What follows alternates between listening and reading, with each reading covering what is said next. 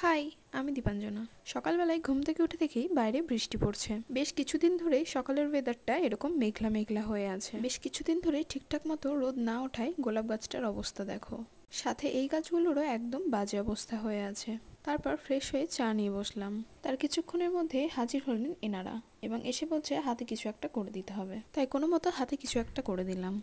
তারপর বোনরা ডাকতে আসে নাচ প্র্যাকটিস করার জন্য। তাই বেশি দেরি না করেই চলে গেলাম নাচের ক্লাসে। ওখানে নাচ প্র্যাকটিস করে যে যার মতো বাড়ি ফিরে আসি। এদিকে দেখো, সামনে ক্যামেরা ধরতেই নাচ শুরু করে দিয়েছে, কিন্তু নাচটা খুব একটা মন্দ করেনি।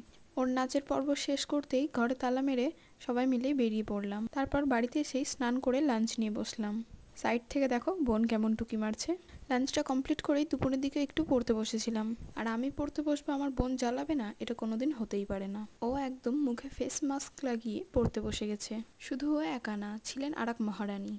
পড়া কম, জ্ঞান দিচ্ছিলেন বেশি। আর তার সাথে গল্প তো রয়েছেই। এই পড়ার মাঝে একটু আড্ডা গল্প করে সারা বিকেলটা কেটে গেল। আজ বিকেলেও আমার একটা পড়া ছিল, কিন্তু সেগুলোর ক্লিপ কিছুই নেওয়া হয়নি। পড়তে বেরোনোর আগেই মা সেজে গুজে একদম রেডি কোথাও একটা যাওয়ার জন্য। তারপর আমি পড়ে বাড়ি এসেই চা নিয়ে বসলাম। রাতেও আমার একটা পড়া ছিল, পড়ে এসেই রাতে ডিনারটা কমপ্লিট করলাম। আজকে সারাদিনটা এইভাবেই কেটে গেল। তো আজকের মতো এতটুকুই। দেখা হবে অন্য কোনো ব্লগে। বাই।